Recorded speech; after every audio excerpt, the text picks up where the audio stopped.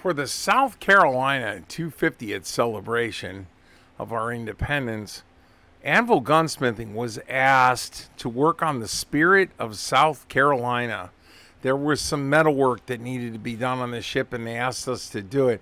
This is a big ship. It was built as a training platform. Those are the masts in front of it. There was a lot wrong with this ship when it was brought into the yard.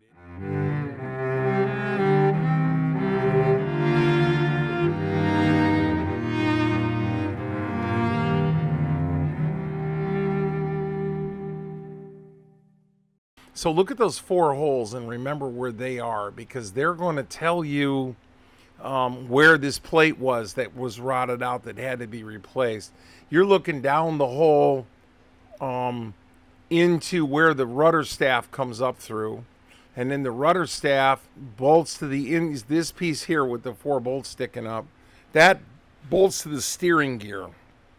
So inside that is a key that goes through a slot in the rudder post that transmits the torque from the steering gear to the actual rudder itself. And as we can see here, some deterioration has occurred in this part. It's not an even Schedule 120 or Schedule 80. It's something in between, and the center line was in the middle. We had to go in and get that. So, there's going to be our keyway.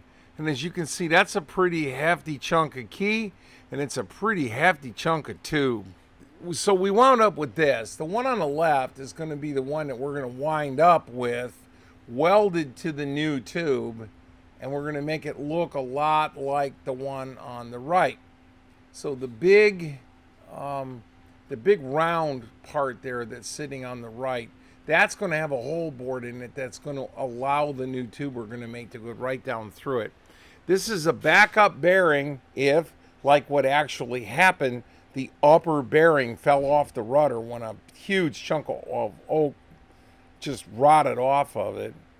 That this keeps the rudder from going gear adrift, which is unauthorized. This is loud, and we're going to let you have the volume here in a second. This is about as big a thing as we could turn on this lathe. We're close to hitting the bed here. That's going to come back to be a problem later when we've got to do the hole in the back plate. We're going to have to do that on a mill, and I'll show you how you do that. But the center line that we're aiming for here is in the middle of this piece of steel. So we have to remove steel from the inside and from the outside. Rick, air quotes, chickened out and put this steady rest on it. The hell he chickened out. Yeah. Could you imagine this getting loose out of that chuck? No, let's not do that. So we're just turning down from the inside, from the outside. We've got a very healthy boring bar, very sharp tools.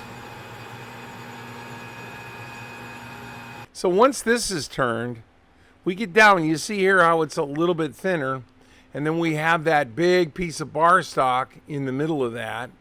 The new piece and the old piece laid together look like this. And you can see where there was a lot of saltwater incursion and a lot of corrosion here. And there isn't even the ID or the OD. Rick and I put on our boots, put on our hard hats, safety glasses, and went down to the shipyard and put eyeball, Mark 1, Mod 0 on these pieces and talked to the actual shipwright before we started cutting stuff. And man, am I glad we did that. So here's Rick laying out on the mill how he wants where he wants them turned, where he's going to start his bolt circle, and what he's going to get done here. And let's see, is he going to sweep this? Yep. So he's sweeping around to make sure that we've got the center line of the chuck over the top of the piece. He drilled the four holes that are going to tie this piece to the steering gear that bolts down up above it. And now he's milling a slot through the center line of this that key sits down in, and then we can weld a little bit further up the key and get a lot. It's not just the key sitting there depending on our weld to hold it.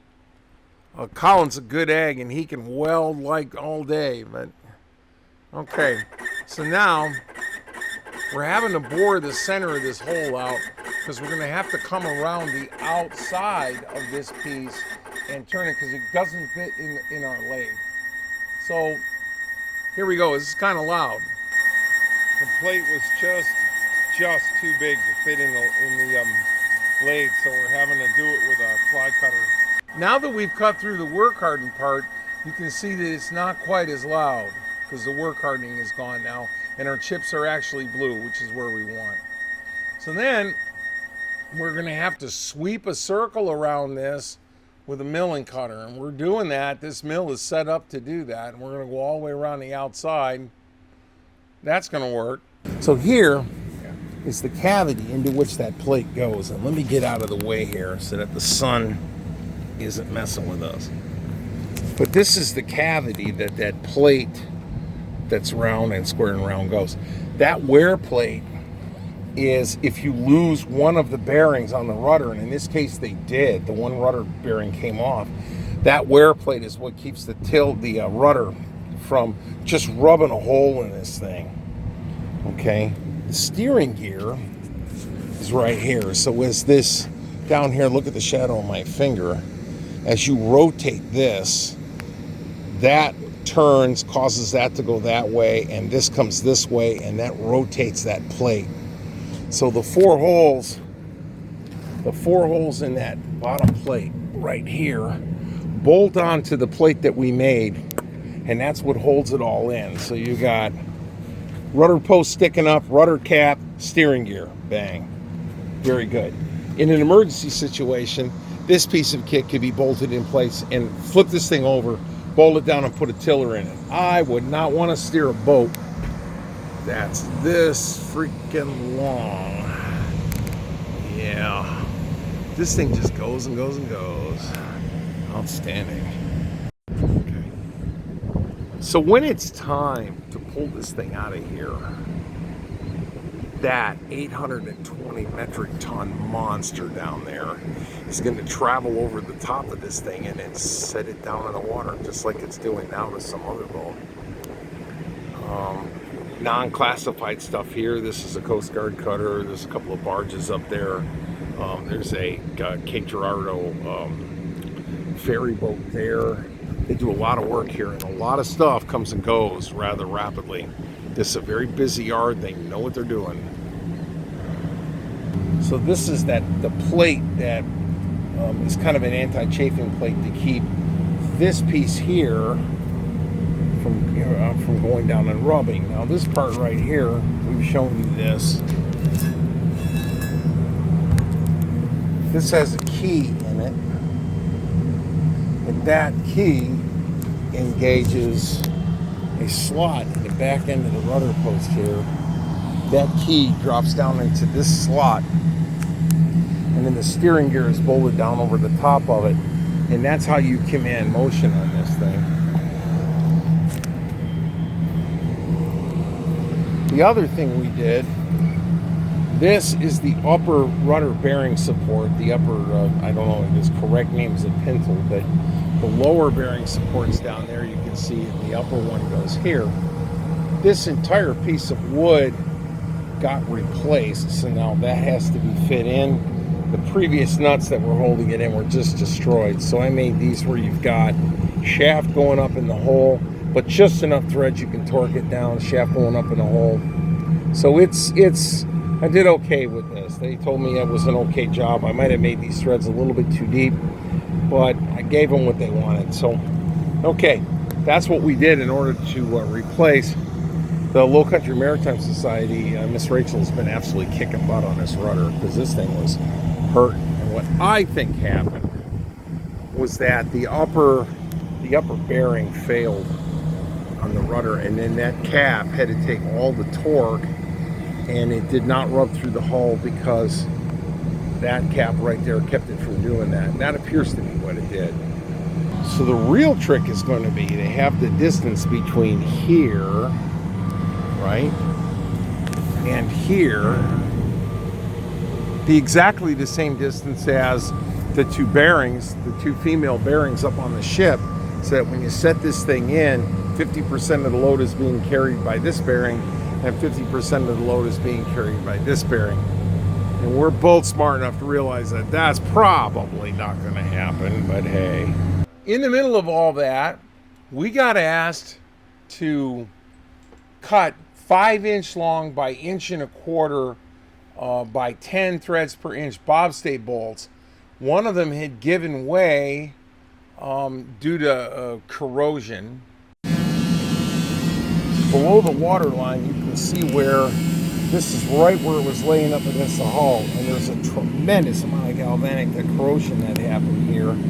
This was the bolt that was above the water line, and when the bottom one let go, you can see the kink in it.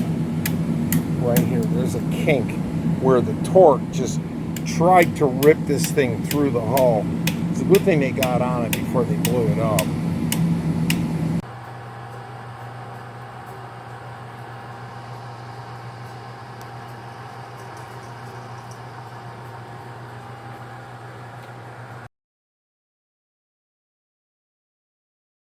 So this is the bobstay plate that was held on by those two very large studs that we made. And as you can see, they've been kind of pounded over into rivets here and here, and then they stick up into the hull, and then they're attached to this chain which comes up to this turnbuckle, and that turnbuckle is how you drag this thing up tight and make this into one gigantic triangle out and back.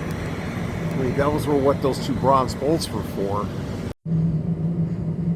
So I'm topside and forward now, and we're going to swing down into this hole, and we're going to look, and that's where those two bolts come out. All right, we know they're not square with the hull. That's how they were when the ship was built, but those two great big stay bolts come out here, and when that corrosion caused the torque on the one stay bolt to break, that caused a tremendous amount of stress on the other one. During Spirit's stay here in the shipyard, the masts were pulled out, and the masts had a lot of work done to them, but these masts are not small. They are about the length of the boat, and one enormous glue lam, and I'll get you a better picture of this when we get down there, but if you look, this whole thing is glued together out of just individual pieces of long pine, and then to the back, and then that's the part right there that plugs into the below decks. So these are the new pieces of the worm shoe that are getting copper coated up, and the worm shoe goes on underneath. So here's the rudder.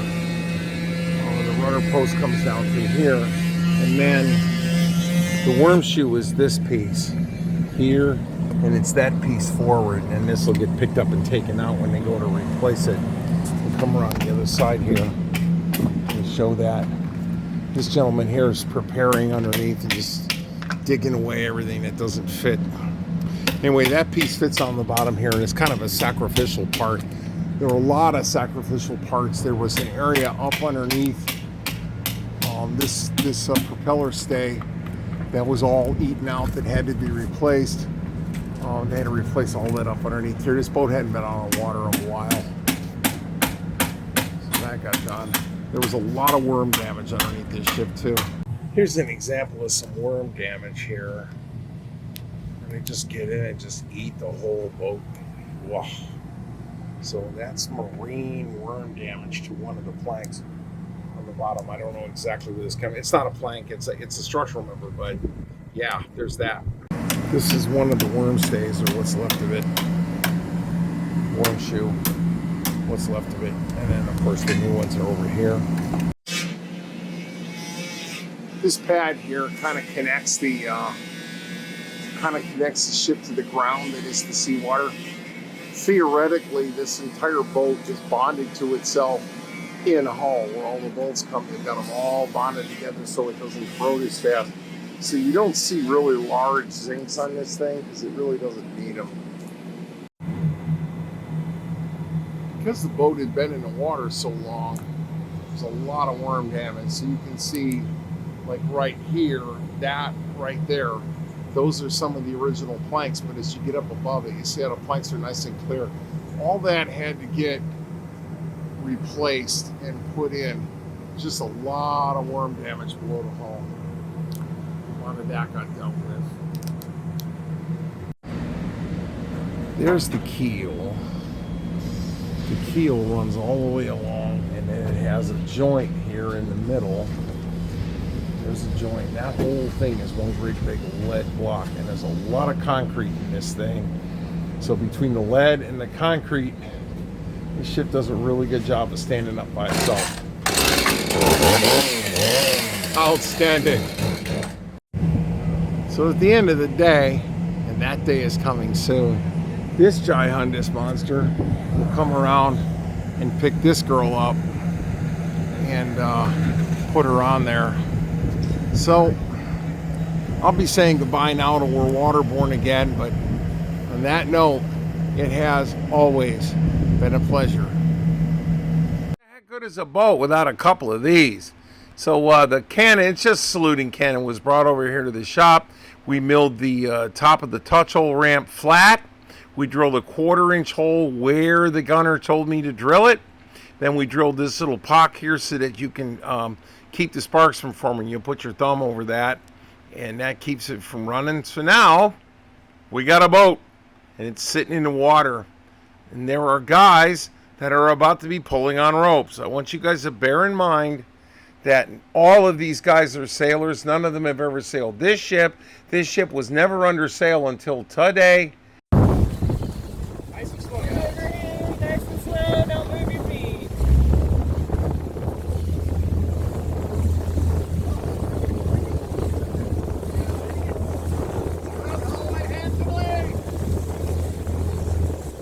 Big dancing lead.